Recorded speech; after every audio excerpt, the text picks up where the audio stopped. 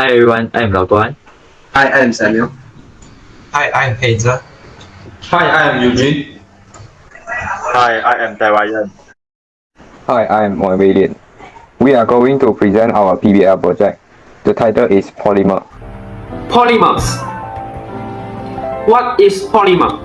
A polymer is a long-chain molecule that is made from a combination of many repeating basic units.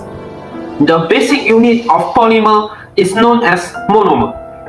The monomer combination reaction to produce a polymer is called polymerization reaction. Types of polymer. Thermoplastic polymers. Polymers that can be repeatedly remolded upon heating and can be recycled. When heated, the thermoplastic polymers melt and solidify when they are cool. Examples are polyethylene and nylon. Thermosetting polymers. Polymers that cannot be remolded normally disintegrate or burn upon heating and cannot recycle. Examples are melamine and bakelite. Elastomer polymers. Polymers that can be stretched and can return to their original shape when released. Possess high elasticity properties. Examples are polyurethane and styrene butadiene rubber. So now let's talk about the source of polymer. Polymer can either be natural polymers or synthetic polymers. Natural polymers occur in nature and can be extracted. They are often water-based. Examples of naturally occurring polymers are silk, wool, DNA, cellulose, and protein. Synthetic polymers are derived from petroleum, oil, and made by scientists and engineers through chemical reaction in laboratories and factories. Examples of synthetic polymers include nylon, polyethylene, polyester, Teflon, and epoxy.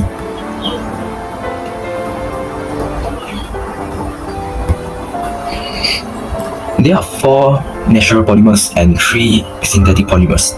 The 4 natural polymers are starch, cellulose, protein, and natural rubber. Monomers of starch and cellulose are glucose.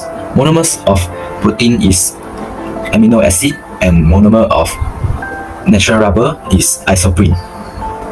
The 3 synthetic polymers are polystyrene, polypropylene, and polyvinyl chloride. Monomer of polystyrene is styrene.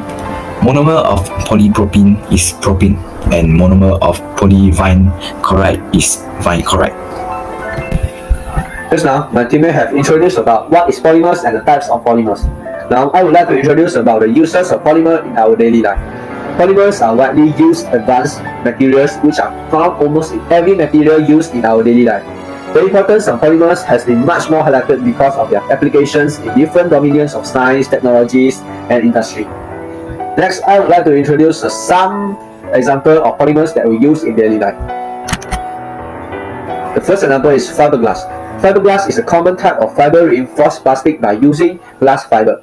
The fibers may be randomly arranged, flattened to a sheet, or woven into glass globe. Normally, fiberglass is used in producing the swimming pools and water tanks. Next, it is nylon. Nylon is a generic designation for a family of synthetic polymers. Nylon is a silk-like thermoplastic generally made from petroleum that can be processed into fibers, films, or shapes. Nylon normally used in producing electrical equipment and also the trends.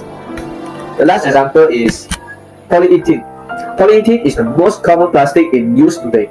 As of 2017, over 100 million tons of polyethylene resins are being produced annually, accounting for 34% of the total plastics market. It is a polymer that primarily used for producing the packaging such as plastic bags, plastic films, geomembranes, or containers, including the bottle. Impact of polymers to environment. Causes pollution. When polymer dump on the land, it will cause land pollution. Land pollution will cause land to be contaminated, decreases soil organic matter, and reduces soil's filtering ability. The accumulation of polymer will also contaminate groundwater and cause water pollution. Health problem. Drinking water from river that was polluted can cause health problems such as cholera. Litters that are not handled properly will become habitat of pests. Pests that carry pathogens will cause people infect disease such as dengue. Causes species endangered.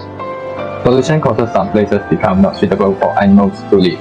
Some animals mistaken and eat polymers cause them to suffer from suffocate and die. Some animals became endangered. Example, sea turtle. Now let's talk about the materials and steps in making our project. The materials needed are 1.5 liter plastic bottle, 500 ml plastic bottle, 2 plastic bottle caps, string, and a plastic straw. The first step is to cut the 1.5 liter plastic bottle in half. Then, a hole is made in one of the bottle caps and a string is placed through the hole. Half of the string will be in a growing medium and half will reach down to the water reservoir. The third step is to close the bottle cap on the top part of the 1.5 liter plastic bottle. After that, the 500 ml plastic bottle is cut in half. The next step is to make a hole in another bottle cap and use a straw to connect the bottle cap to the lower part of the 1.5 liter plastic bottle. Then, fix the top part of the 500 ml plastic bottle to the bottle cap.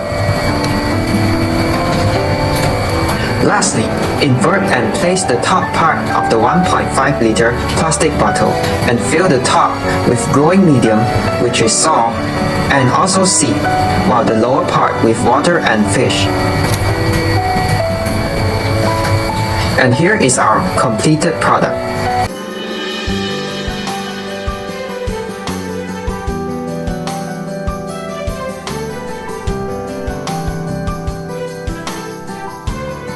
How the recycled product can save environment. Firstly, our product reduces the usage of plastic materials and glass materials in everyday life. Our recycled product is a combination of a flower pot and a fish tank. Its main material made out of plastic bottles and plastic straw, which is usually thrown after use. Our product is perfectly designed, making it saves lots of space compared to the size of normal plastic pots and fish tanks. It will a good alternative to replace the usage of flower pots and fish tanks, and it is free. Secondly, our product minimizes the reproduction of mosquitoes. Our recycled product doesn't produce stagnant water. Mosquitoes won't be able to go into the water storing site of our product. It won't be a breeding site for mosquitoes.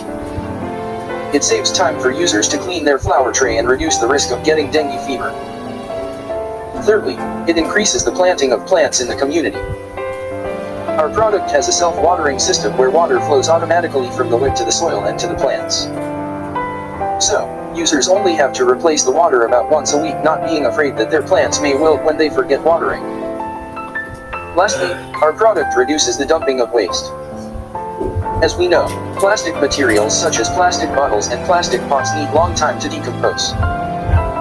Using our product put plastic that should be thrown to use and not letting them stay in the dumping site. Our product also have higher shelf life than other plastic flower pots and fish tanks. It is more durable than normal pots and tanks, as it won't break easily when facing accidents such as hit by a ball.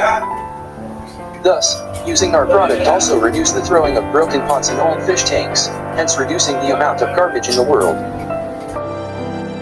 Thank you for listening our presentation.